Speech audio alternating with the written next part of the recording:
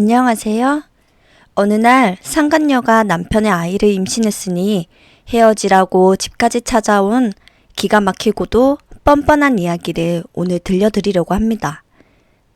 매서운 겨울바람이 얇은 유리창을 사정없이 흔들던 10년 전 어느 날이었습니다. 이수진과 김정호는 햇볕조차 제대로 들지 않는 퀴퀴한 반지하 단칸방에서 신혼살림을 시작했습니다. 방 안에는 변변한 장롱 하나 없이 낡은 플라스틱 서랍장과 얇은 소미불 한 채가 전부였습니다. 차디찬 방바닥에서 서로의 체온을 의지해 잠을 자면서도 두 사람의 눈빛만큼은 희망으로 빛났습니다. 두 사람은 닥치는 대로 일하며 생활비를 아꼈고 피 같은 돈을 차곡차곡 모았습니다.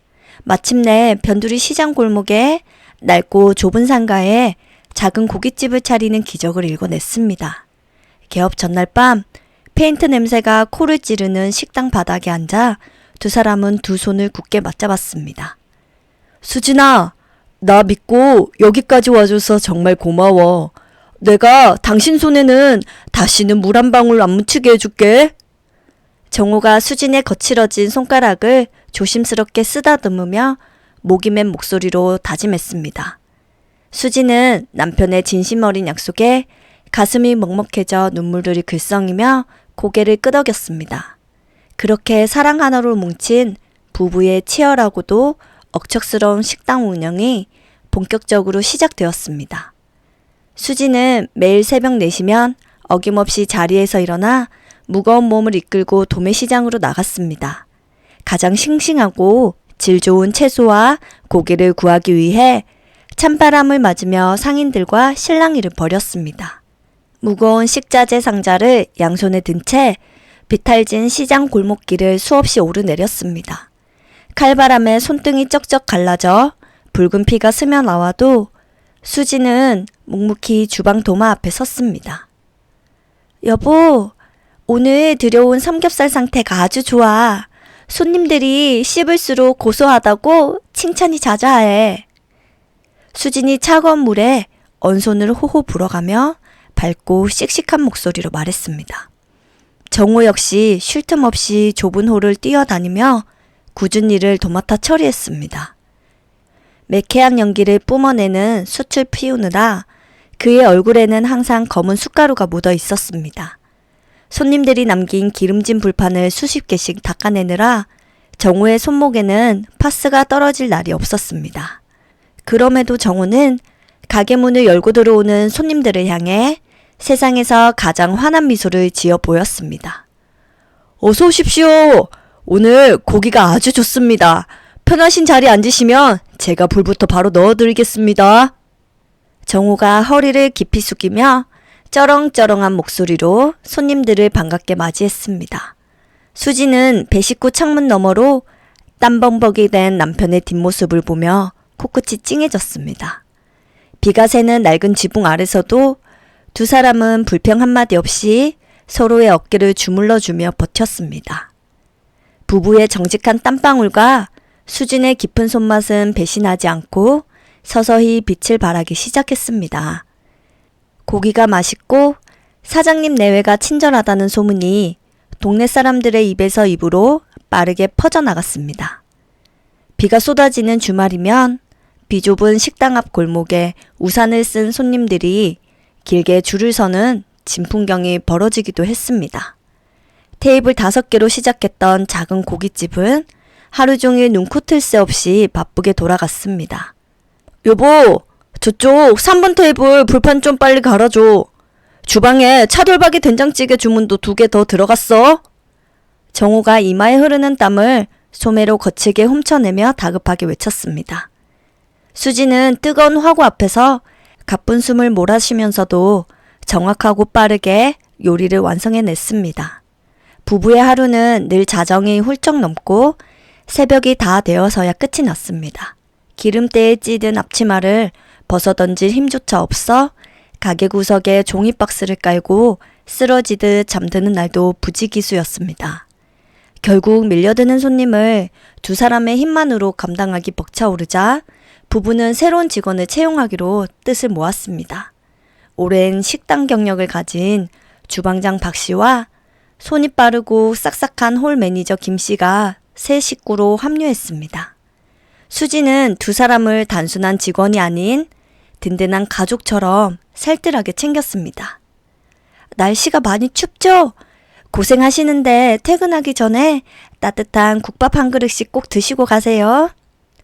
수진이 김이 모락모락 나는 커다란 뚝배기를 식탁에 내려놓으며 다정하게 권했습니다.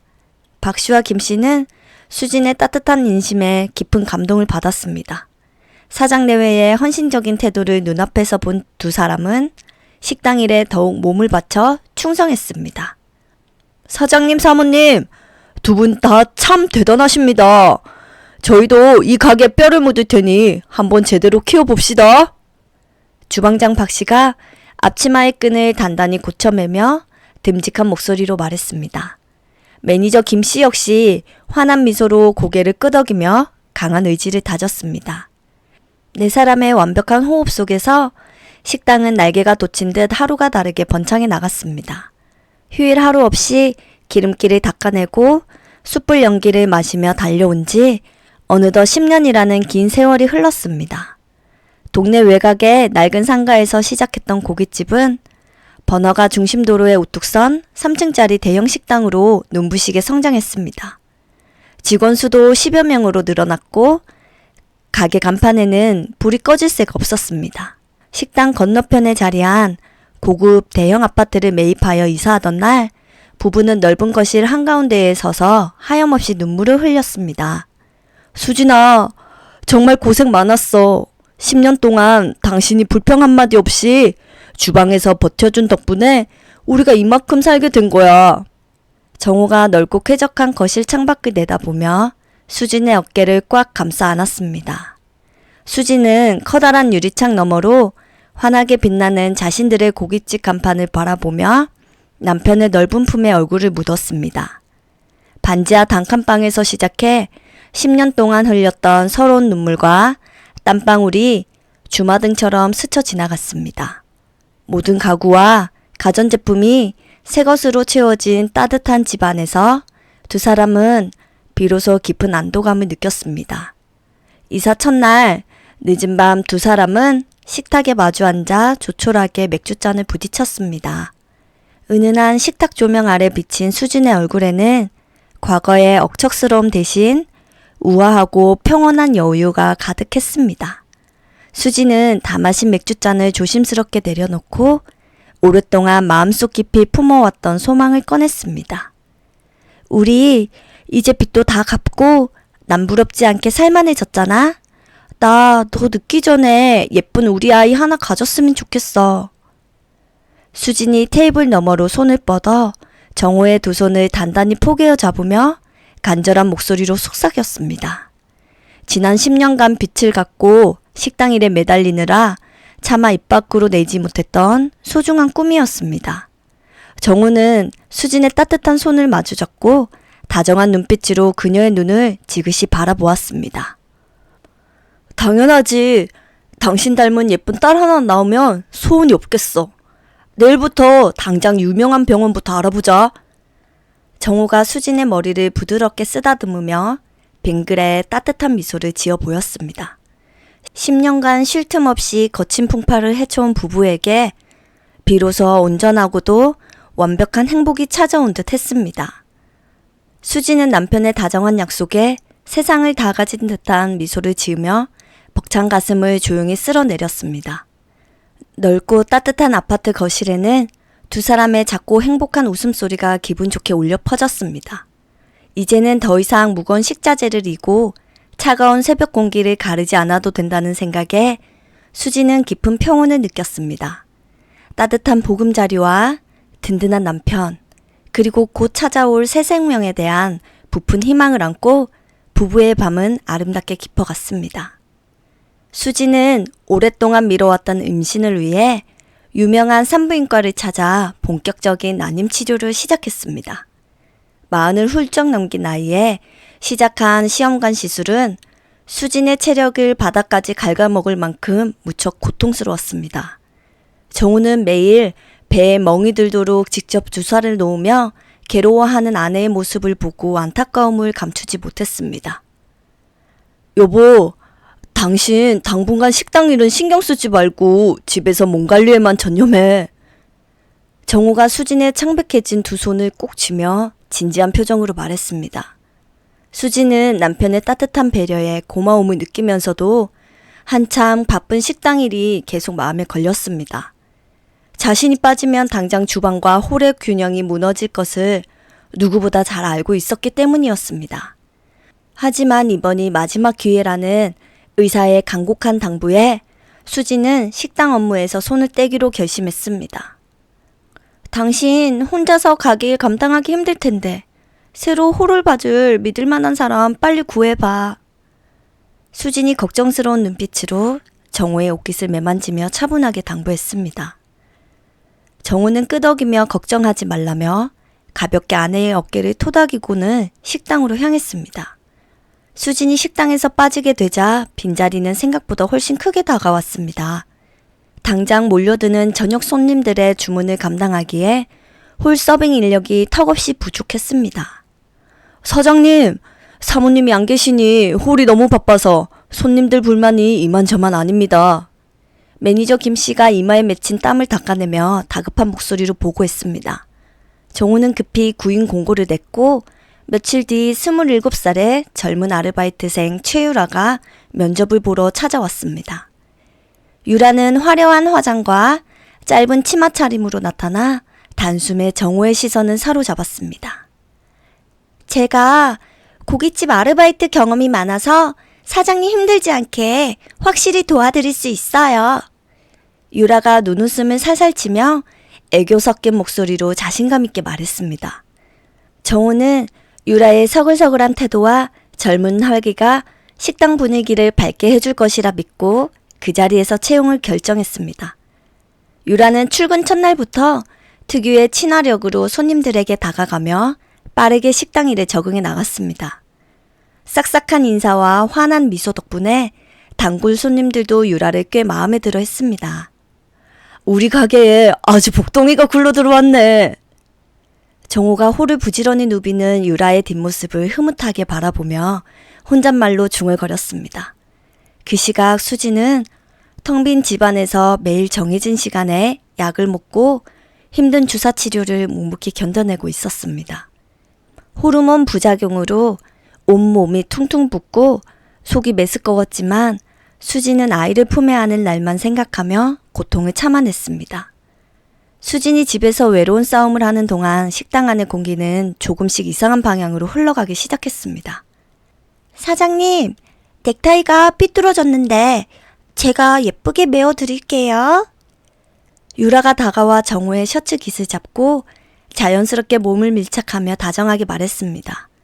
정호는 처음에는 당황하며 뒤로 물러섰지만 이내 유라의 손길을 거부하지 않고 가만히 받아주었습니다.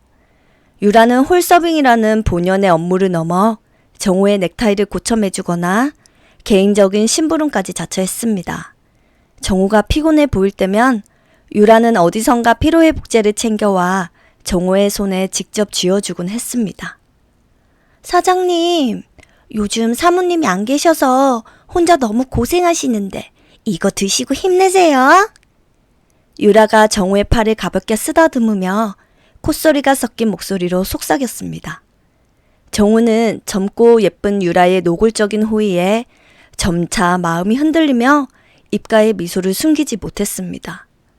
주방장 박 씨와 매니저 김 씨는 유라의 그런 선 넘는 행동들을 조용히 지켜보며 눈살을 찌푸렸습니다. 아무리 아르바이트생이라지만 사장님한테 꼬리치는 모양새가 영 눈에 거슬립니다. 주방장 박 씨가 칼질을 멈추고 창문 너머 홀을 곁눈질하며 불쾌한 목소리로 쏘아붙였습니다. 매니저 김 씨 역시 깊은 한숨을 내쉬며 고개를 절레절레 저었습니다. 두 사람은 사모님인 수진이 얼마나 고생해서 이 식당을 일궜는지 알기에 유라의 행동이 더욱 객심하게 느껴졌습니다. 사모님이 집에서 몸 상해가며 고생하시는데 사장님도 참 너무하십니다. 김 씨가 빈 뚝배기를 개수대에 거칠게 내려놓으며 안타까운 심정을 토로했습니다. 하지만 두 사람은 섣불리 나섰다가 분란이 생길까 두려워 묵묵히 자신들의 일에만 집중하기로 했습니다. 수지는 남편이 밖에서 어떤 상황에 처했는지 꿈에도 모른 채 매일 밤 늦게 귀가하는 정호를 위해 정성껏 보양식을 끓여주었습니다. 여보, 오늘 하루도 정말 고생 많았어. 얼른 씻고 나와서 따뜻할 때 한 그릇 먹고 자. 수진이 피곤한 기색을 감추고 환하게 웃으며 정호를 식탁으로 이끌었습니다. 정호는 수진의 정성 어린 상차림 앞에서도 어딘가 딴 생각을 하는 듯 시선을 제대로 맞추지 못했습니다.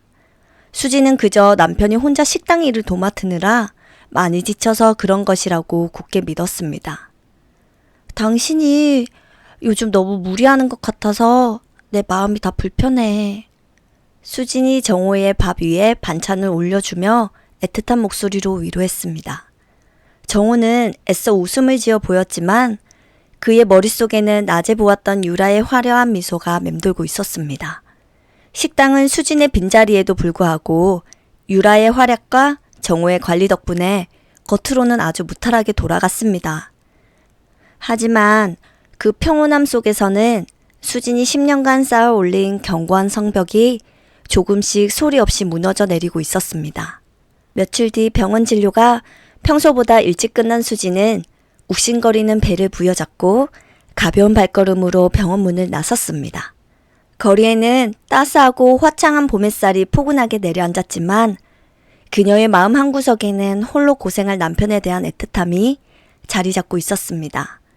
수지는 정호가 평소 가장 좋아하는 동네 어귀의 만두가게에 들러 김이 모락모락 나는 고기 만두를 양손 가득 샀습니다. 호르몬 주사 때문에 속이 울렁거렸지만 남편이 맛있게 먹을 생각만 하면 그깟 고통쯤은 아무것도 아니라고 생각했습니다. 우리 남편이 이 집 만두를 제일 좋아하는데 식지 않게 포장 꼼꼼히 해주세요. 수진이 지갑에서 돈을 꺼내며 환한 미소로 만두가게 사장에게 다정하게 말했습니다. 만두가게 사장 역시 임신 준비로 고생하는 수진을 알기에 응원의 말과 함께 넉넉히 만두를 담아 주었습니다. 수진은 따뜻한 만두 봉투를 품에 소중히 안고 예고 없이 남편의 있는 식당을 향해 천천히 걸음을 옮겼습니다. 오랜만에 남편의 피곤한 얼굴을 달래주고 텅 빈 홀에서 함께 간식을 먹을 생각에 그녀의 입가에는 옅은 미소가 번졌습니다. 고깃집 앞에 도착한 수지는 입구에 걸린 브레이크 타임 팻말을 확인하고 조심스럽게 유리문을 밀고 들어갔습니다. 손님이 모두 빠져나간 넓은 식당 홀은 낮게 깔린 정막만이 맴돌며 서늘한 기운을 내뿜고 있었습니다. 고기 굽는 냄새가 빠지지 않은 익숙한 공기 속에서 수지는 남편을 놀래켜줄 생각에 발소리를 죽인 채 주방 쪽으로 다가갔습니다. 정호씨, 홀에 없어? 갓 쪄낸 만두 사왔는데 이거 식기 전에 같이 먹자. 수진이 아주 작은 목소리로 속삭이며 불 꺼진 주방 안을 향해 고개를 길게 내밀었습니다. 하지만 주방 안에는 아무도 없었고 커다란 업소용 냉장고가 돌아가는 둔탁한 기계음만 낮게 울려 퍼질 뿐이었습니다. 그때 식당 제일 안쪽에 자리한 서늘한 식자재 창고 쪽에서 미세하고 낯선 인기척이 새어나왔습니다. 평소라면 자물쇠로 굳게 닫혀야 할 무거운 철문이 아주 미세하게 틈을 벌린 채 있었습니다. 수지는 고개를 갸웃거리며 창고 쪽으로 천천히 다가갔고 그곳에서 남녀의 간드러진 웃음소리가 은밀하게 흘러나왔습니다. 아유, 간지러워. 아, 간지럽게 왜 그래? 누가 보면 어쩌려고 그래? 창고 안에서 젊은 아르바이트생 유라의 목소리가 콧소리를 잔뜩 머금은 채 흘러나왔습니다. 그 목소리를 듣는 순간 수진의 심장이 쿵 하고 바닥으로 곤두박질 치는 듯한 지독한 불안감이 온몸을 휘감았습니다. 수진은 숨을 죽인 채 덜덜 떨리는 손으로 아주 조금 열린 문틈 사이로 시선을 조심스럽게 밀어 넣었습니다. 어두침침한 창고 안 백열전구 아래에는 도저히 현실이라고 믿을 수 없는 끔찍한 광경이 펼쳐져 있었습니다. 수진의 눈앞에서 정호와 유라가 서로의 몸을 빈틈없이 밀착한 채 숨막히게 진한 스킨십을 나누고 있었습니다. 다들 브레이크 타임이라 쉬러 나갔어. 우리 둘밖에 없으니까 걱정하지 마. 정호가 유라의 얇은 허리를 강하게 끌어안으며 능글맞은 미소를 지은 채 은밀하게 속삭였습니다. 정호의 크고 투박한 손이 유라의 등과 허리를 노골적으로 더듬으며 탐욕스럽게 움직이고 있었습니다. 10년을 살을 맞대고 살아온 남편의 그 낯설고 추악한 표정이 수진의 눈동자에 시퍼렇게 날이 선 채 꽂혔습니다.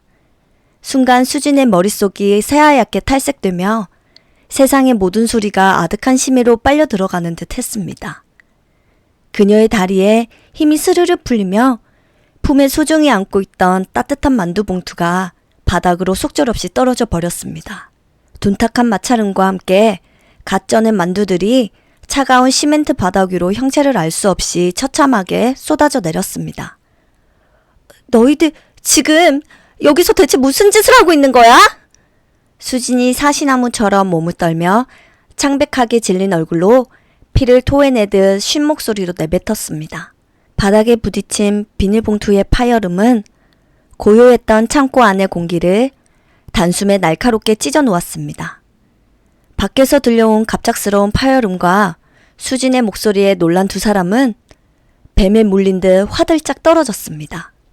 정호는 문틈 사이로 핏기 하나 없이 굳어있는 아내의 얼굴을 마주하고는 그 자리에 석상처럼 얼어붙어 버렸습니다.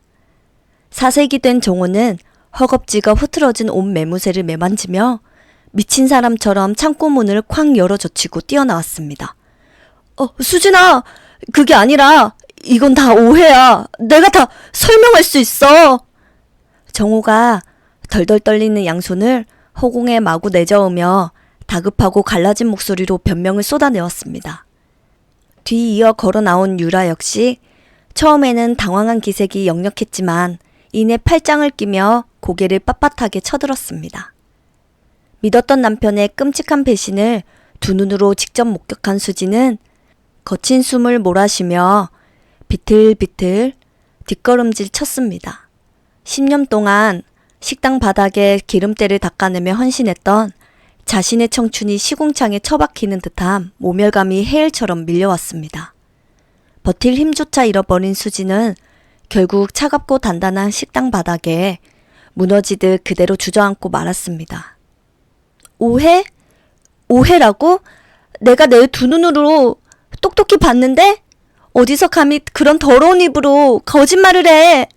수진이 터질 듯한 가슴을 부여잡고 피눈물을 쏟아내며 바닥에서 절규하듯 정호를 노려보았습니다.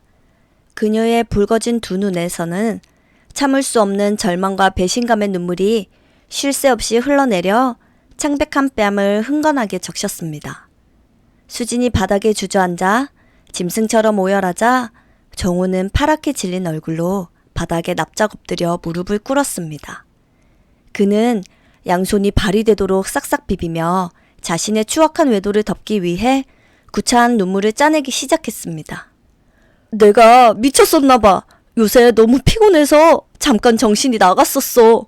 제발 이번 한 번만 살려줘.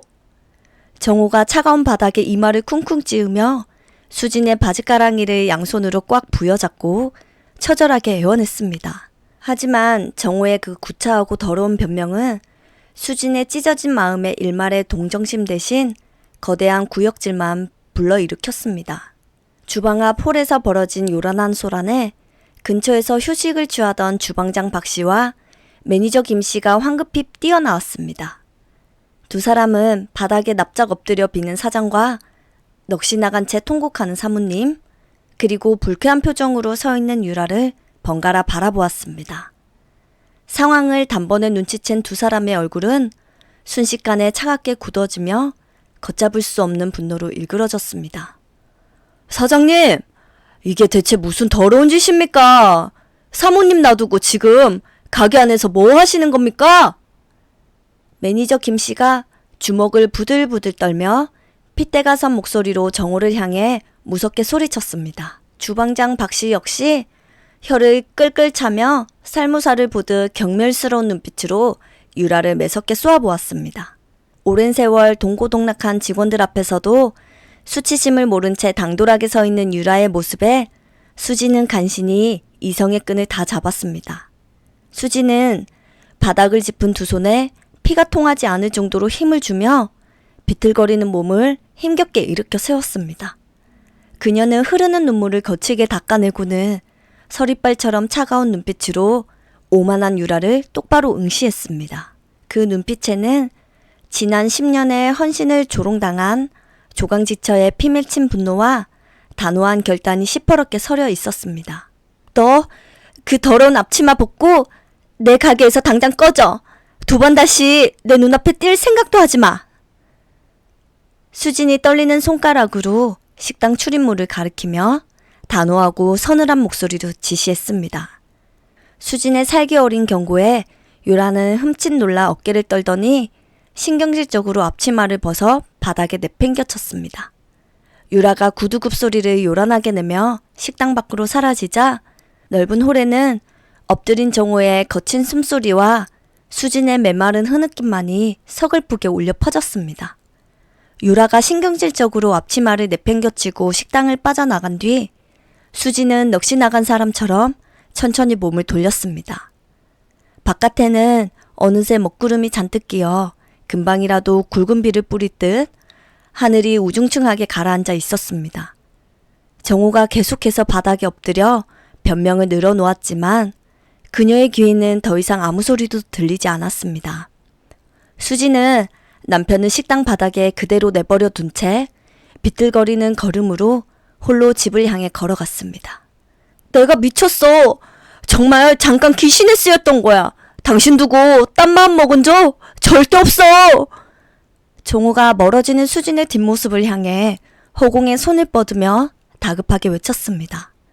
수진이 떠난 식당 안은 무거운 정적만이 맴돌았고 박 씨와 김 씨는 차가운 시선으로 정호를 내려다 보았습니다. 정호는 그제야 사태의 심각성을 깨닫고 황급히 사무실로 뛰어가 유라의 남은 급여를 정산해 버렸습니다. 그는 매니저 김 씨를 불러 유라의 출입을 엄격하게 통제하라고 단단히 일렀습니다. 앞으로 저 여자 가게 근처에도 못 오게 하고 혹시라도 찾아오면 바로 소금 뿌려서 내쫓아버리세요. 정호가 식은땀을 뻘뻘 흘리며 김 씨의 옷깃을 붙잡고 싱싱당부했습니다. 김 씨는 대답 대신 싸늘한 표정으로 고개를 끄덕이고는 주방으로 쌩하니 들어가 버렸습니다. 그날 밤 늦게 거센 빗줄기를 뚫고 집으로 돌아온 정호는 현관문을 열자마자 안방문 앞에 무릎을 꿇고 앉았습니다. 그는 양손에 자신의 모든 통장과 식당 법인카드 그리고 인감도장을 꺼내어 바닥에 내려놓았습니다. 당신 이거 다 가져가고 내 모든 명의 다 넘겨줄 테니까 제발 나 한 번만 용서해줘. 정호가 굳게 닫힌 안방의 문고리를 부여잡고 아이처럼 엉엉 소리내며 울며 애원했습니다. 하지만 굳게 닫힌 안방문은 묵묵부답이었고 수진의 인기척조차 느껴지지 않았습니다. 수진은 불 꺼진 방 안에 우두커니 앉아 흘러내리는 눈물을 닦을 생각조차 하지 못한 채 멍하니 허공만 바라보았습니다. 10년 동안 자신의 청춘을 바쳐 일군 가정이 한순간에 더러운 유혹 앞에 무너졌다는 사실이 뼈저리게 아팠습니다.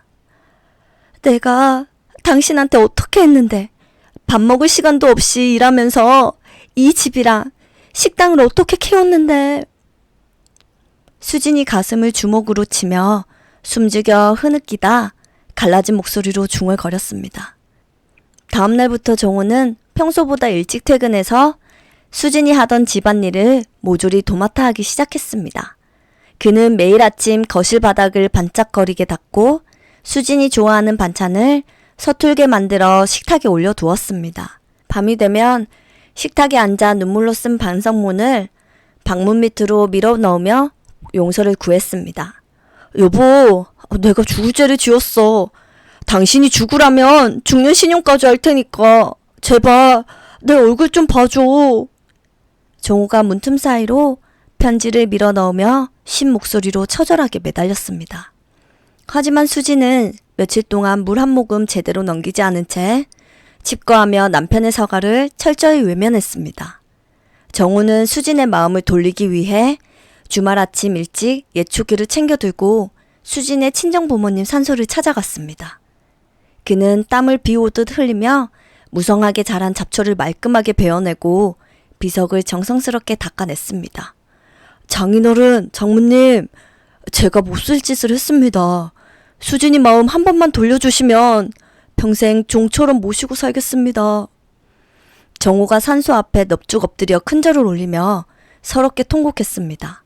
같은 시각 식당의 직원들은 사장 내외의 부재 속에서도 묵묵히 자신들의 자리를 지키고 있었습니다. 하지만 유라의 빈자리와 정호의 어두운 표정 탓에 가게 안의 분위기는 침울하게 가라앉아 있었습니다. 주방장 박 씨는 연신 한숨을 쉬며 고기 손질을 해야 했고 매니저 김 씨도 억지 미소로 손님을 맞이해야 했습니다. 사모님이 그동안 얼마나 고생하셨는데 사장님은 대체 무슨 생각으로 그런 짓을 저지르셨는지 아유 참 답답합니다. 박 씨가 칼을 도마에 탁 내려놓으며 김 씨를 향해 답답한 심정을 토로했습니다. 시간이 흐를수록 수진의 마음속에는 지독한 분노와 함께 10년의 세월에 대한 짙은 미련이 교차하기 시작했습니다. 자신이 피땀 흘려 세운 식당과 이제 막 안정을 찾은 가정을 한순간의 실수로 전부 내던지기에는 억울함이 너무 컸습니다. 뱃속의 아이를 갖기 위해 견뎌온 그 모진 시간들이 주마등처럼 스쳐 지나가며 수진의 마음을 더욱 어지럽혔습니다. 결국 일주일의 긴 침묵 끝에 수진은 굳게 잠겨있던 안방 문을 열고 거실로 걸어 나왔습니다. 초췌해진 얼굴에 수진을 발견한 정호는 들고 있던 걸레를 내팽개치고 단숨에 달려와 무릎을 꿇었습니다. 나 이대로 우리 10년 세월 포기 못해. 이번이 당신한테 주는 처음이자 마지막 기회야. 수진이 메마른 입술을 깨물며 정호를 내려다보고 단호하고도 서늘한 목소리로 선언했습니다. 정호는 수진의 바지단을 부여잡고 연신 고개를 끄덕이며 뜨거운 참회의 눈물을 쏟아냈습니다. 수진은 남편의 정수리를 내려다보며 애써 끓어오르는 감정을 짓누르고 창밖의 흐린 하늘을 차갑게 응시했습니다. 수진의 위태로운 용서 이후 부부는 깨진 도자기를 조심스럽게 이어붙이듯 예전의 일상을 회복하기 위해 필사적으로 노력했습니다. 정우는 스스로 다짐한 약속을 지키기 위해 매일 저녁 식당 일을 서둘러 마무리하고 칼같이 퇴근하여 수진의 곁을 지켰습니다. 저녁 식사를 마친 후면 두 사람은 아파트 단지 주변에 한적한 공원을 나란히 걸으며 조용히 대화를 나누었습니다. 수진아, 오늘 저녁에 불어오는 바람이 참 시원하고 좋다. 당신이랑 이렇게 손잡고 걷는 시간이 나한테는 제일 소중해. 정우가 수진의 손을 부드럽게 고쳐 잡으며 다정한 목소리로 속삭였습니다. 수진은 남편의 따뜻한 온기를 느끼며 옅은 미소를 지어 보였고 마음속에 남아있던 날선 불안감들을 조금씩 내려놓기 시작했습니다. 마음의 안정을 조금씩 되찾은 수진은 그동안 중단했던 난임 치료를 다시 시작하기로 굳게 마음 먹었습니다. 정호는 식당 일이 아무리 바빠도 수진의 병원 진료 예약인 만큼은 만사를 제쳐두고 꼬박꼬박 동행했습니다. 길고 지루한 대기 시간 내내 아내의 곁을 지켰고 주사실 앞에서 고통스러워하는 수진의 어깨를 꽉 감싸 안으며 든든한 버팀목이 되어 주었습니다. 이번에는 주사 맞는 게 지난번보다 훨씬 덜 아픈 것 같아. 당신이 옆에서 이렇게 손을 꽉 잡아주니까 정말 든든하고 견딜만 한 것 같아. 수진이 이마에 맺힌 식은땀을 닦아내며 정호의 어깨에 살며시 기대어 안도 섞인 목소리로 말했습니다. 정호는 아내의 이마에 가볍게 입을 맞추며 묵묵히 고개를 끄덕였고 부부의 애틋한 모습에 병원 간호사들도 흐뭇한 미소를 지어 보였습니다.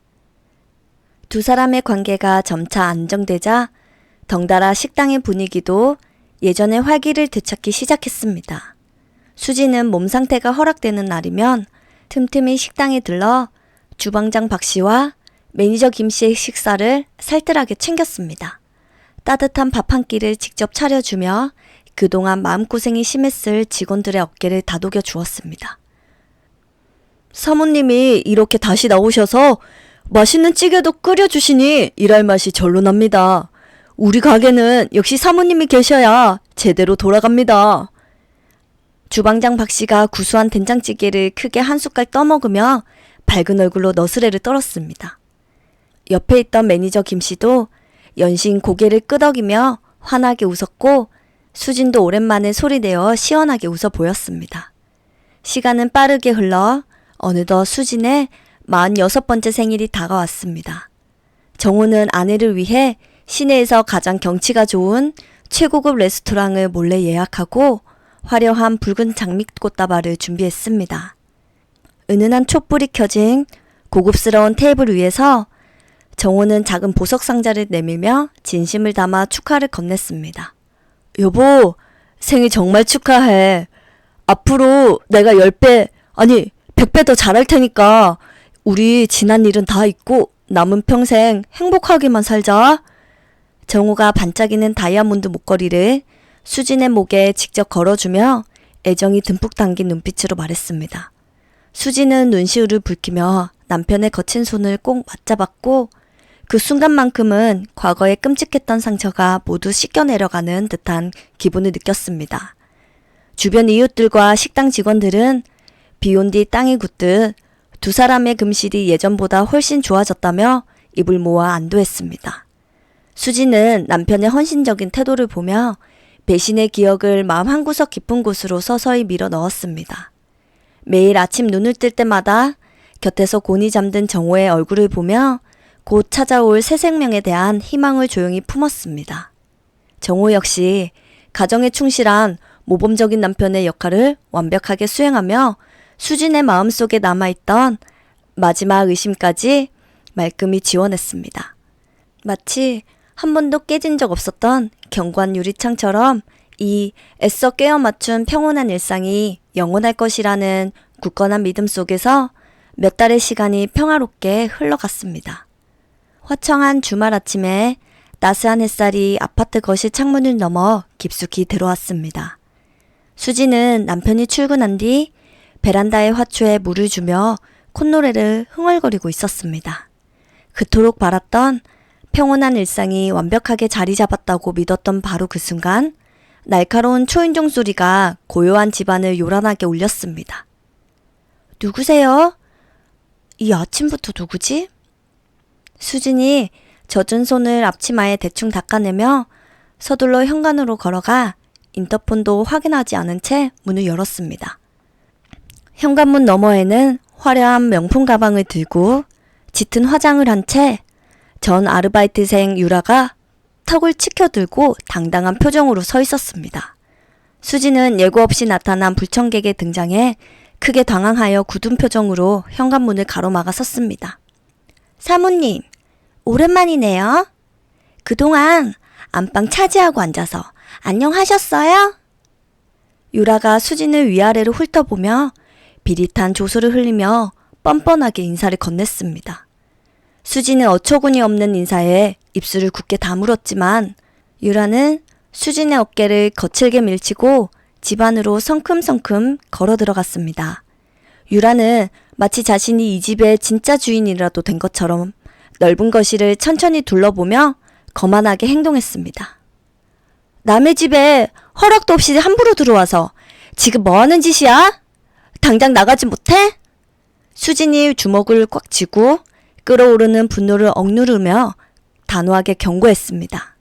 하지만 유라는 흙이 묻은 구두를 벗지도 않은 채 고급 가죽 소파 한가운데에 다리를 꼬고 주저앉았습니다. 그녀는 명품 가방의 지퍼를 열고 하얀색 산부인과 봉투를 꺼내 수진이 서 있는 테이블 위로 툭 던지듯 내려놓았습니다. 이게 뭔지 알고 있죠? 모르려나? 저 임신 4개월 차고 뱃속에 있는 아기 아빠는 사모님 남편인 김정우 사장님이에요. 유라가 빨간칠한 입술을 비틀어 웃으며 또렷하고 당돌한 목소리로 폭탄 선언을 내뱉었습니다. 팔랑거리며 테이블 위에 떨어진 하얀 봉투 안에서 까만 바탕에 흐릿한 형상이 찍힌 초음파 사진 한 장이 반쯤 빠져나왔습니다. 수진의 시선이 그 사진에 머무는 순간 귓가에 이명이 울리며 숨통이 턱 막히는 듯한 끔찍한 한기를 느꼈습니다. 나이도 많고 병원 다녀와도 아이 하나 못 낳으면서 뻔뻔하게 그 자리 계속 차지하고 있을 거예요? 유라는 충격에 빠져 미동조차 하지 못하는 수진을 향해 더욱 날선 독설들을 쏟아내기 시작했습니다. 그녀는 수진의 가장 아픈 상처인 난임 문제를 잔인하게 파고들며 정우와 이혼을 종용했습니다. 수진은 온몸의 피가 거꾸로 솟는 듯한 모멸감을 느꼈지만 섣불리 감정을 터뜨리지 않고 입술을 꽉 깨물었습니다. 정우 오빠가 곧 당신 쫓아내고 이 집으로 들어와서 나랑 우리 아기랑 같이 살기로 했으니까 구질구질하게 매달리지 말고 깔끔하게 나가주는 게 서로에게 좋을 것 같은데요? 유라가 정우를 오빠라고 친근하게 부르며 수진의 자존심을 무참하게 짓밟았습니다. 수진은 치밀어 오르는 구역질을 애써 삼켜내며 테이블 위에 놓인 자신의 스마트폰으로 조용히 손을 뻗었습니다. 그녀는 마지막 남은 이성의 끈을 잡고 겨우 녹음기 앱을 켜서 유라의 폭언과 협박을 빠짐없이 녹음하기 시작했습니다. 뱃속에 있는 그 아이가 남편 아이라는 증거도 없으면서 어디서 감히 안방을 내놓으라고 큰소리치는 거야. 수진이 감정을 완벽하게 통제한 채 서늘한 조소와 함께 유라를 도발했습니다. 유라는 수진의 예상치 못한 침착한 반응에 잠시 당황한 듯 미간을 찌푸리더니 이내 코웃음을 치며 자리에서 벌떡 일어났습니다. 유라는 흙 묻은 구두로 거실 카펫을 꾹꾹 밟으며 현관 쪽으로 무례하게 걸어갔습니다. 내 말이 거짓말인지 아닌지는 이따가 당신 남편 퇴근하면 직접 물어보시든가요. 난 분명히 경고했어요. 유라가 문고리를 잡고 마지막으로 표독스러운 경고를 남긴 후 현관문을 신경질적으로 쾅 닫고 밖으로 사라졌습니다.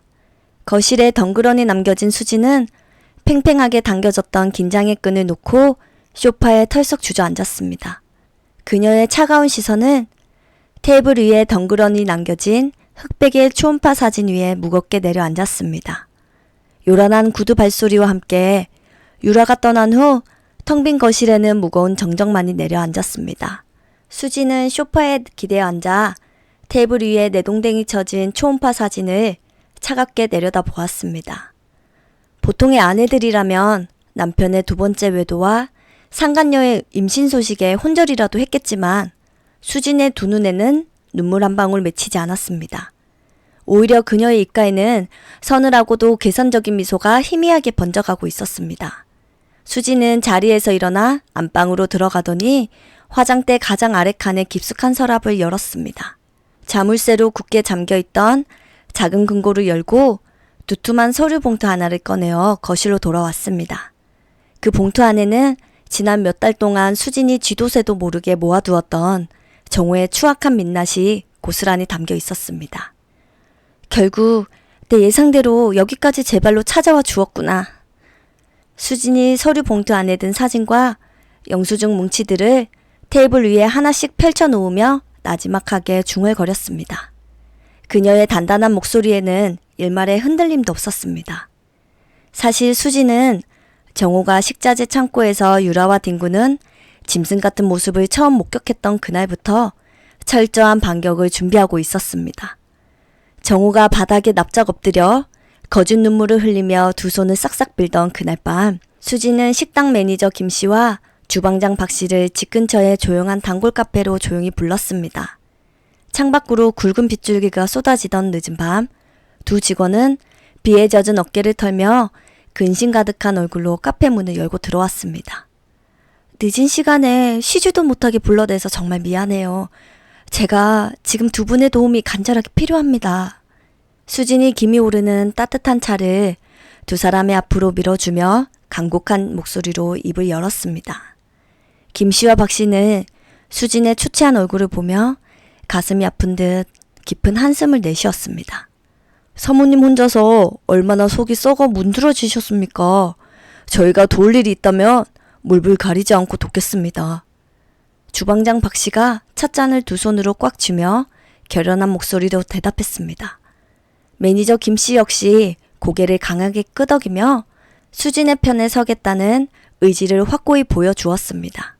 수진은 두 사람에게 정호의 외도를 덮고 용서하는 척 연기할 테니 식당에서 벌어지는 정호의 수상한 자금 흐름과 동선을 면밀히 감시해달라고 부탁했습니다. 그날 이후 수진이 정호와 거짓된 평화를 연기하며 함께 산책을 하고 다정하게 웃음 짓던 그 시간에도 직원들의 은밀한 추적은 계속되었습니다. 정호는 수진이 자신을 완벽하게 용서했다고 착각하며 안심했지만 그의 뒤에는 항상 직원들의 매서운 눈초리가 따라붙고 있었습니다. 사모님, 사장님이 대포폰을 하나 따로 개통해서 유라 그 여자랑 매일 밤낮으로 연락을 주고받고 있습니다. 어느 날 저녁 사장 정호가 퇴근한 뒤 매니저 김 씨가 주변을 살피며 수진에게 전화를 걸어 다급하게 보고했습니다. 김 씨는 정호가 겉옷 주머니에 숨겨둔 두 번째 휴대전화의 존재를 눈치채고 몰래 통화 내역과 문자 메시지들을 사진으로 찍어 수진에게 전송했습니다. 그뿐만이 아니었습니다. 식당의 식자재 대금 영수증을 정리하는 척하며 정호가 빼돌린 비자금 내역을 낱낱이 파헤쳤습니다. 사장님이 식당 공금으로 유라 그 여자가 지내는 오피스텔 월세를 내주고 산부인과 진료비까지 긁고 다닙니다. 박 씨가 퇴근길에 수진을 만나 꼬깃꼬깃해진 법인카드 영수증 사본들을 꺼내며 분통을 터뜨렸습니다. 수진은 직원들이 목숨을 걸고 빼내온 결정적인 증거들을 차곡차곡 모아 이혼 전문 변호사를 찾아가 치밀하게 법률 상담을 받아왔습니다. 수진은 유라가 집으로 쳐들어올 것이라는 사실조차 며칠 전 김 씨의 귀뜸을 통해 미리 알고 있었습니다. 그녀는 일부러 유라가 안방으로 들어와 행패를 부리도록 판을 깔아준 것이었습니다. 수진은 테이블 위에 널브러진 유라의 초음파 사진과 정호의 불륜 증거들을 하나로 모아 반듯하게 정리했습니다. 이제 더 이상 숨죽이고 연기할 필요가 없어졌네. 모든 준비는 완벽하게 끝났어. 수진이 차가운 눈빛으로 서류 봉투의 입구를 닫으며 단어한 목소리로 혼잣말을 했습니다. 그녀는 곧바로 스마트폰을 들어 변호사에게 전화를 걸었습니다. 신호음이 몇 번 울리지 않아 변호사의 차분한 목소리가 수화기 너머로 들려왔습니다. 변호사님, 방금 상간녀가 제 집까지 찾아와서 임신 사실을 알리고 이혼을 요구했고 제가 제 전화기에 다 녹음해 두었어요. 수진이 거실 창밖에 맑은 하늘을 올려다보며 건조하고 차분한 목소리로 상황을 전달했습니다. 수화기 너머의 변호사는 수진의 침착함에 감탄하며 이제 본격적인 소송 절차에 돌입하겠다고 대답했습니다. 보내주신 증거들이 워낙 명백해서 식당 운영권 보전부터 바로 진행할 수 있습니다. 내일 아침 일찍 사무실로 와주시겠습니까? 변호사가 서류를 넘기는 목소리와 함께 확신에 찬 목소리로 향후 계획을 설명했습니다. 수진은 알겠다는 짧은 대답과 함께 전화를 끊고 묵직한 서류 봉투를 자신의 낡은 가죽 가방 안에 깊숙이 챙겨 넣었습니다. 모든 진실을 숨긴 채 바보처럼 웃으며 정호의 넥타이를 메어주던 지난 몇 달간의 굴욕적인 시간들이 끝나는 순간이었습니다. 수진은 거실벽에 걸린 정호와 다정하게 찍은 결혼사진을 차갑게 올려다 보았습니다. 당신이 쥐고 있는 그 알량한 성공과 행복이 얼마나 모래성 같은 건지 똑똑히 보여줄게. 수진이 결혼사진 액자를 벽에서 떼어내어 쓰레기통에 거칠게 처박으며 싸늘하게 내뱉었습니다. 그녀의 등 뒤로 눈부신 아침 햇살이 비치며 굳게 닫힌 현관문을 향해 길고 짙은 그림자를 만들어냈습니다. 깊은 밤이 되어서야 현관문 비밀번호를 누르는 소리가 고요한 집안을 울렸습니다. 술 냄새를 풍기며 거실로 들어선 정호는 소파에 꼿꼿하게 앉아있는 수진을 보고 흠칫 놀라며 걸음을 멈추었습니다. 수진의 차가운 시선이 테이블 위에 놓인 흑백 초음파 사진을 향하자 정호의 눈동자가 심하게 흔들렸습니다. 당신 안 자고 거기서 뭐해? 깜짝 놀랐잖아. 정호가 애써 태어난 척 헛기침을 하며 재킷을 벗어 소파 끝에 걸쳤습니다. 수지는 미동조차 하지 않고 그를 올려다보며 차가운 침묵을 지켰습니다. 낮에 유라 그 여자 다녀갔어. 당신 아이 가졌으니까 당장 방 빼고 나가라고 하던데? 수진이 감정의 동요가 전혀 없는 서늘한 목소리로 짧게 내뱉었습니다. 정우는 처음에는 당황하여 변명거리를 찾듯 눈동자를 굴렸지만 이내 뻔뻔하게 고개를 빳빳이 쳐들었습니다. 그래 맞아. 유라가 내 아이 가졌어. 내가 그토록 바라던 내 핏줄이라고. 정우가 오히려 목소리를 높이며 적반하장으로 당당하게 맞섰습니다. 그는 양손을 허리에 대고 수진을 향해 훈계하듯 말을 이어나갔습니다. 솔직히 우리가 10년을 살았어도 애 하나 없었잖아. 대가 끊기게 생겼는데 나도 어쩔 수 없었어. 정우가 자신의 추악한 외도를 합리화하며 수진의 가장 아픈 상처를 잔인하게 후벼 팠습니다. 수진은 어이가 없다는 듯 헛웃음을 흘리며 주먹을 꽉 쥐었습니다. 그래서 아이도 못 낳는 흠집 있는 여자는 조용히 짐 싸서 나가라 이 말이야? 수진이 입술을 깨물며 매섭게 쏘아붙였습니다. 정우는 일말의 죄책감도 없는 표정으로 소파에 털썩 주저앉아 다리를 꼬았습니다.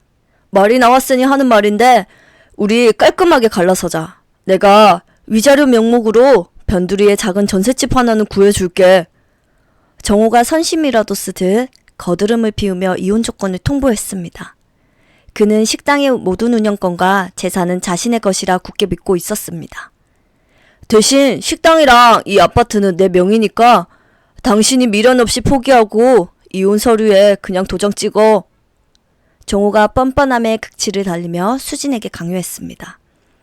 수진은 바닥까지 드러난 남편의 추악한 밑바닥을 확인하고는 차라리 속이 후련해지는 것을 느꼈습니다. 좋아. 당신이 원하는 대로 당장 내일 법원으로 가서 끝내자. 수진이 한치의 망설임도 없이 명쾌하게 대답하며 소파에서 일어났습니다. 정우는 수진이 눈물을 흘리며 매달릴 줄 알았으나 너무나도 쉽게 승낙하자 내심 당황한 기색을 보였습니다. 당신 진심이야? 나중에 딴 말하기가 없기다. 내가 당장 내일 서류 준비할 테니까 말 바꾸지 마. 정우가 일이 술술 풀렸다며 안도하는 표정으로 황급히 쐐기를 박았습니다. 그는 콧노래까지 흥얼거리며 안방으로 들어가 커다란 여행용 가방을 꺼내왔습니다. 유라가 홀몸도 아닌데 혼자 두기 안쓰러워서 그래. 내가 며칠 나가 있을 테니까 당신도 빨리 짐 정리해둬. 정우가 옷가지 몇 벌과 세면도구를 대충 챙겨 넣으며 뻔뻔하게 변명했습니다. 수지는 그가 짐을 싸는 모습을 팔짱을 낀 채 차갑게 지켜볼 뿐이었습니다. 마음대로 해. 어차피 다시는 이 집에 발 들일 일 없을 테니까. 수진이 싸늘하게 내뱉으며 고개를 돌려버렸습니다. 정우는 수진의 말을 그저 허세로 치부하며 미련 없이 가방을 끌고 현관문을 나섰습니다. 이제 정말 영원히 끝이야. 수진이 차갑게 식어버린 목소리로 낮게 혼잣말을 했습니다. 그대로 집을 나간 정우는 곧장 유라가 지내는 오피스텔로 뻔뻔하게 이주했습니다. 오빠 왔네. 그 여자가 순순히 물러난다고 했어? 유라가 현관문을 열고 들어오는 정우의 불에 입을 맞추며 콧소리 가득한 목소리로 물었습니다. 정우는 의기양양한 표정으로 짐가방을 내려놓으며 유라의 허리를 감싸 안았습니다. 그럼 전셋집 하나 구해준다고 하니까 아주 쿨하게 도장 찍겠다고 하더라. 이제 이 고깃집은 온전히 우리 거야. 정우가 세상을 다 가진 듯 크게 웃으며 허풍을 떨었습니다. 두 사람은 다가올 비참한 현실은 꿈에도 모른 채 달콤한 새 출발을 상상하며 침대로 들어갔습니다. 그렇게 몇 달의 치열한 법적 공방 끝에 드디어 가정법원에서 두 사람의 이혼 재판 기일이 열렸습니다. 수지는 단정한 검은색 정장 차림으로 강 변호사와 함께 피고석에 흔들림 없이 앉아 있었습니다. 반대편 원고석에는 정우가 싸구려 양복을 걸쳐 입고 거드름을 피우며 여유로운 표정으로 앉아 있었습니다. 10년이나 같이 살았는데 빈손으로 쫓겨나는 꼴이 안쓰러워서 위자료는 조금 챙겨줄 테니까 너무 억울해하지는 마. 정우가 수진을 향해 조롱 섞인 동정을 베풀며 오만한 목소리로 속삭였습니다. 수진은 정우의 가소로운 허세에 시선조차 주지 않고 묵묵히 정면의 판사석만 응시했습니다. 본격적인 재판이 시작되자 정우 측 변호사는 수진의 난임을 혼인 파탄의 주된 원인으로 몰아가며 억지 주장을 펼쳤습니다. 피고 이수진은 아내로서의 의무를 다하지 못했으며 원고 김정호의 합당한 이혼 요구를 악의적으로 거부하고 있습니다. 정호 측 변호사가 핏대를 세우며 말도 안 되는 논리로 재판부를 설득하려 애썼습니다. 하지만 수진의 대리인인 강 변호사는 가볍게 미소를 지으며 자리에서 일어나 반격을 시작했습니다. 강 변호사는 두툼한 서류 뭉치를 판사에게 제출하며 법정 스크린에 결정적인 증거들을 하나씩 띄우기 시작했습니다. 재판장님, 피고는 10년 동안 헌신하며 식당을 일궜으나 원고는 어린 직원과 부적절한 관계를 맺고 거액의 공금을 횡령했습니다. 강 변호사가 스크린에 정호와 유라의 모텔 출입 CCTV 캡처본과 대포폰 통화 내역을 띄우며 또렷하게 말했습니다. 이어서 정호가 식당 비자금으로 유라의 월세와 산부인과 진료비를 결제한 영수증들이 화면을 가득 채웠습니다. 자신만만해진 정호의 얼굴은 순식간에 사색이 되었고 턱을 덜덜 떨며 자신의 변호사를 원망스럽게 쳐다보았습니다. 이게 어떻게 된 거야? 저 여자가 언제 저런 증거들을, 도대체 언제 다 빼돌린 거냐고! 정호가 당황하여 자신의 변호사 소매를 쥐어뜯으며 쉰 목소리로 다급하게 따져 물었습니다. 결정타를 날리듯 증인석에는 식당의 주방장 박 씨와 매니저 김 씨가 차례로 출석하여 선서를 마쳤습니다. 두 사람은 지난 10년간 수진이 식당에 바친 헌신과 정호의 파렴치한 외도 행각을 날짜별로 정확하게 증언했습니다. 사장님은 사모님이 병원 치료로 고통받는 틈을 타서 아르바이트생과 식당 안에서 몹쓸 짓을 벌였습니다. 매니저 김 씨가 증인석 마이크를 꽉 쥐고 끓어오르는 분노를 억누르며 단호하게 증언했습니다. 주방장 박 씨 역시 정호가 식당 관리를 내팽겨치고 공금을 빼돌려 상권녀에게 호의호식하게 해준 사실을 낱낱이 폭로했습니다. 명백한 물증과 신빙성 있는 증언들이 쏟아지자 판사는 정호 측의 억지 주장을 단호하게 일축했습니다.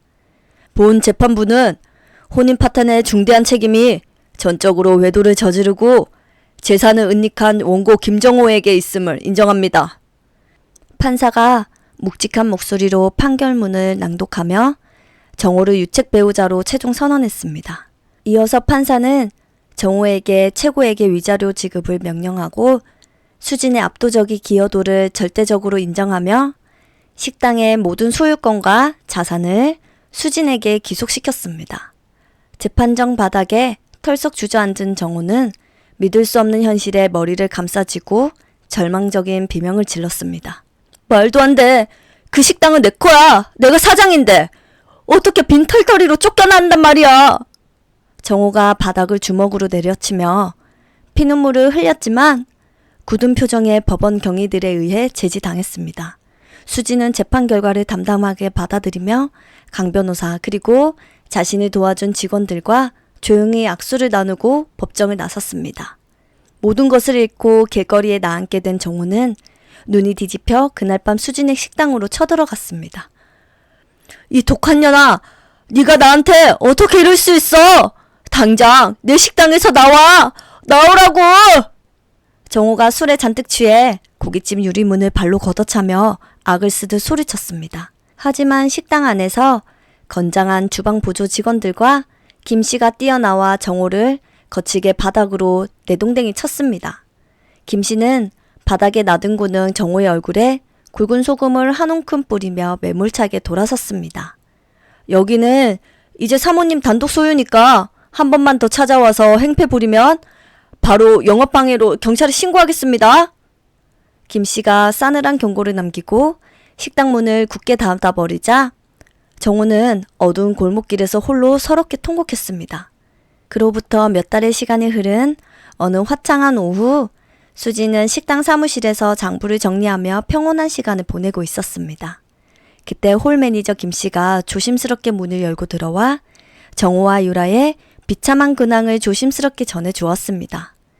사모님, 그 인간들 재판 끝나고 알거지가 되자마자 유라라는 여자가 오피스텔 보증금까지 싹 빼서 아무도 몰래 도망가 버렸다고 하네요. 김 씨가 통쾌하다는 듯 미소를 지으며 그들의 끔찍한 몰락 소식을 자세히 보고했습니다.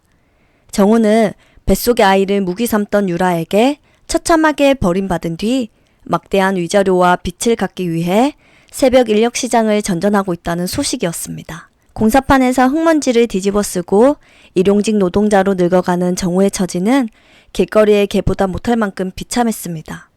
정말 꼴 좋게 되었습니다. 지가 지 무덤을 파더니 결국 쓰레기장 바닥으로 굴러 떨어졌네요. 김 씨가 두 손을 마주치며 과거 사장이었던 정호의 몰락을 진심으로 고소했습니다. 하지만 수진의 얼굴에는 어떤 기쁨이나 슬픔, 심지어 일말의 동정심조차 떠오르지 않았습니다.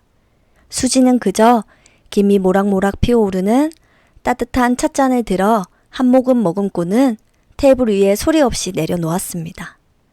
이제 그 사람 이름을 내 앞에서 두 번 다시 꺼내지 마세요. 나랑은 영원히 상관없는 남이니까요. 수진이 서류에 결제 도장을 꾹 찍으며 한치의 흔들림 없는 단호한 목소리로 지시했습니다. 그녀는 스마트폰을 꺼내 정호의 번호를 완전히 차단하고 과거의 끔찍했던 흔적을 자신의 삶에서 완벽하게 도려내 버렸습니다. 오직 앞으로 나아갈 새하얀 미래만을 바라보는 수진의 눈빛은 그 어느 때보다 단단하고 맑게 빛나고 있었습니다. 수진이 식당의 단독 대표가 된 후 10년의 피땀이 서린 고깃집은 새로운 전성기를 맞이했습니다. 가족 같은 직원들의 적극적인 헌신과 수진의 철저한 관리 덕분에 지역 최고의 맛집으로 확고하게 자리 잡았습니다. 수진은 그동안 묵묵히 자신의 곁을 지켜준 주방장 박 씨와 매니저 김 씨에게 식당의 지분을 아낌없이 나누어 주었습니다. 단순한 직원이 아닌 평생을 함께할 든든한 경영 파트너로서 그들의 노고에 진심으로 보답한 것이었습니다. 세 사람은 똘똘 뭉쳐 유동인구가 가장 많은 시내 번화가 중심에 2호점을 오픈했습니다. 그리고 새로운 목표를 세웠습니다. 두 분이 없었다면 저는 아마 그 어두운 터널을 영영 빠져나오지 못했을 거예요. 우리 2호점도 같이 성공시켜봐요.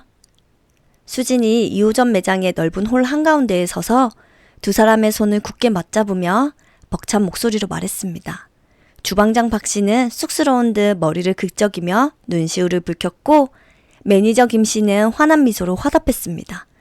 사모님이 그 모진 세월 다 견뎌내신 덕분에 저희도 이렇게 사장 소리 듣고 살게 되었습니다. 감사합니다. 매니저 김 씨가 눈물을 훔치며 허리를 깊이 숙여 진심 어린 감사를 표했습니다. 그렇게 3년이라는 시간이 눈코 뜰 새 없이 바쁘고 치열하게 흘러갔습니다. 드디어 2호점 매출이 1호점을 앞서게 되었고 넓은 식당홀은 맛있는 고기 냄새와 손님들의 경쾌한 웃음소리로 가득 채워지며 말 그대로 문전성시를 이루었습니다. 오래 기다리게 해드려서 정말 죄송합니다. 오늘 고기 아주 신선하니까 맛있게 드시고 가세요. 단정한 차림을 한 수진이 입구에 서서 대기하는 손님들에게 밝고 따뜻한 미소로 정중하게 인사했습니다. 예전처럼 기름때 묻은 앞치마를 두르고 주방에서 땀을 흘리던 억척스러운 모습은 온데간데 없었습니다. 대신 수진의 얼굴에는 집난 10년의 눈물과 땀방울이 결코 헛되지 않았음을 증명하는 우아하고 여유로운 자태가 흐르고 있었습니다. 사장님, 밖에서 대기하시는 손님들이 너무 많아서 2층 연회장까지 전부 개방해야 할 것 같아요. 새로 채용된 젊은 직원이 땀을 뻘뻘 흘리며 다가와 상기된 목소리로 다급하게 보고했습니다. 수지는 당황하지 않고 침착하게 무전기를 들어 각 층의 매니저들에게 일사불란하게 지시를 내렸습니다. 매니저님, 2층 창가 자리부터 순서대로 안내해드리고 대기 손님들께는 시원한 음료수 먼저 내어드리세요.